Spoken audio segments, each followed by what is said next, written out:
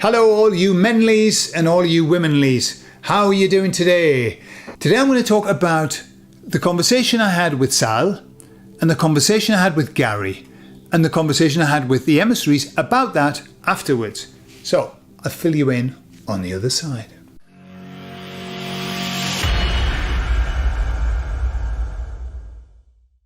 So if you've seen the conversations that I had with Sal, we covered a lot of ground, but at the end I said to him, so what's coming up? What are you going to see?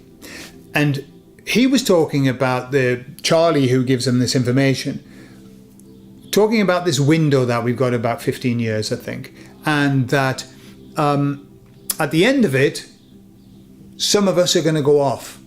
If there's enough, if we manage to get to a certain level, then we'll be going off somewhere and then the rest will be staying, okay? And the issue what Sal was saying was it's not certain. It's not sure that it'll happen. And maybe we'll just be stuck in another round, another endless, needless round of God knows what.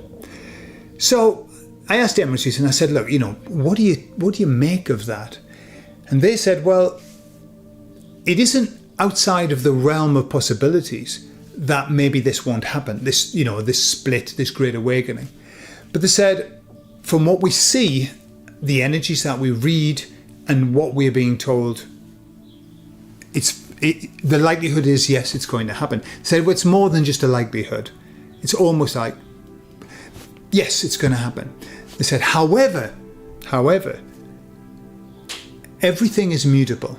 There is nothing fixed. And I'll come on to that, while they were saying something else. Because I said to them, Sal was saying that we're actually going to go to another planet. We're going to be taken off to another place, another planet, up to a ship and then off to another place where higher levels are lived.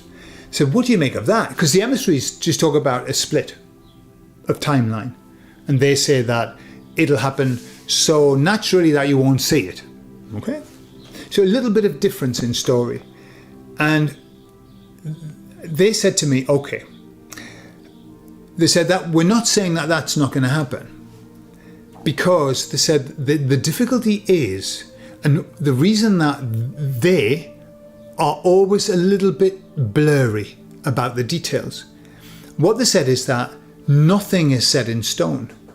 Everything is mutable. And they said, because don't think about all of this as something solid and concrete. It is pretendy. We're living in a pretendy universe.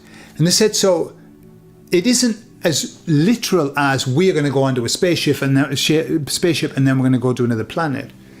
They said, what's going to happen is what we are going to manifest based on our expectations, etc.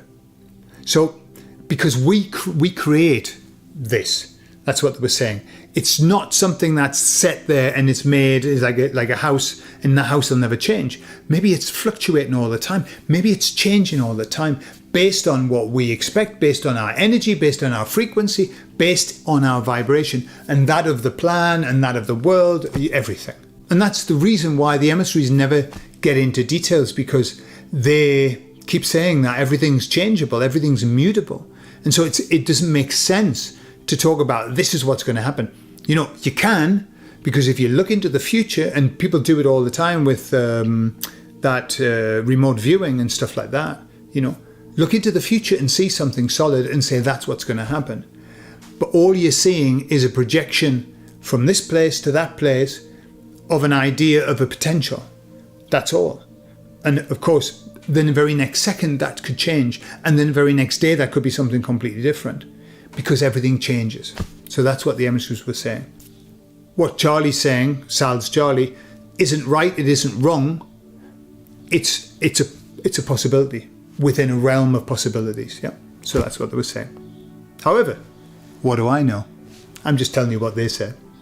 And then I asked them about the conversation with Gary, because Gary wanted me to ask the emissaries about the Fibonacci sequence and the moon, saying that the Fibonacci sequence was actually given as a control mechanism to keep us suppressed, to keep us controlled, just as the moon is there as a controlling mechanism. That's not the first time that I've heard that, by the way, that the moon is there. It was never there. It hasn't been there always. And it was put there as a controlling mechanism. Okay, so I asked Geometries what they thought of that. And in their inimitable fashion, they said, well, that's not really our remit. However, they said, everything on this timeline is set up to enchain us, to enslave us. Right? They said, and this is, they came very, very clear about this timeline. They said this timeline is specifically designed this way, that it's a prison planet, that we come into this timeline in chains, and our job is to release ourselves from the shackles. And so they said it makes absolute sense that there are many things in place that are designed to hold us down, because that's the purpose. That's what this game is all about on this timeline, is breaking free.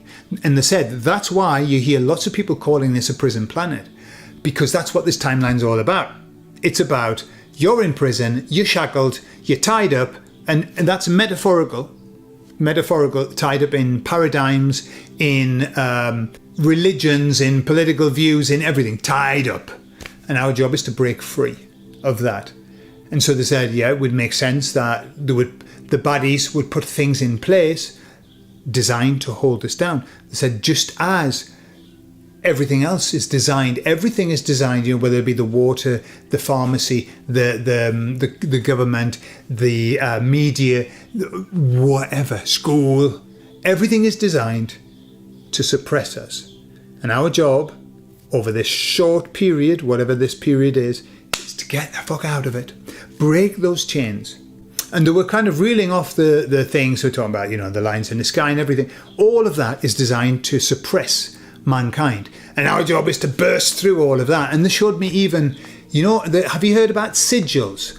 The sigils. And there was a couple that used to talk about sigils, and I don't know where they went, disappeared. Maybe they're getting too close to the mark. But the sigils come, the idea is from the seals of Solomon. And these seals are what actually command the darkness, or hold the darkness in place. And this couple that we're talking about this were showing the sigils that are used like on the news, you know, when the news is doing the leading and the bang, bang, bang, bang music, and having sigils there. And they were saying that those sigils they actually control us, repress us, suppress us, and all of that. And the emissaries reminded me of that as well. The same thing. And the thing is, if this timeline is designed that way, that's what we signed the contract going, right, you're going to go into prison planet? Go on then. We'll give it a go. It can't be that bad, can it? You know, what's the worst that could happen? We sign the contract and come down. And then we're bombarded. From the day of before we're born with just endless controlling mechanisms. And our first job is to realise that they're there. And our second job is to work out how to not let them affect us. And then the third job is to realise that all of that isn't important. And what is important is us putting ourselves right again, and then God, getting back to God. That's it. That's the story. The hero's journey and this timeline. Yeah. So lots and lots of people are waking up to what's going on. Yeah. Seeing all of these controlling mechanisms. I saw a video of them talking to people in Wales, and they were asking them about the facial recognition cameras that are everywhere now. And everyone was going, we don't agree. It's funny, isn't it? That nobody agreed, and yet there they are. How does that happen? Well, that's democracy for you. That's what democracy is all about. It doesn't matter what the people think. We're going to do what the fuck we want. But there's one guy who went, yeah, because it's all corrupt. They're all corrupt. It's just all one big, corrupt, horrible mechanism out there. And I thought, well, there's somebody who's completely awake, isn't it? So, are you free? Breaking free of the matrix. That's why do you think we have films like that on this timeline? You wouldn't find that on the timeline of Little House on the Prairie. No, you wouldn't have the Matrix film. Nobody going, well, what the hell is that about? Got to go and milk the cows. Yeah, and we watch it and go, ooh, Oh, that rings a bell, doesn't it? Oh, that hits me in a funny chakra here. Why? Because that's what we signed up for. Come and get it. Yeah, Prison Planet, come and get it. It's lovely. Sign up here. Prison Planet. However, that's where it starts, but it ends in a very beautiful place. And so in answer to Gary's, could the moon be, and and the Fibonacci, absolutely. They can't verify it, but I think you might be on a very, very sound track. And the more things that we identify that control us, once we identify them, they stop controlling us. That's the beauty of it. That is the beauty of it. I love you all, and I'll speak to you all later. Take care. Bye-bye.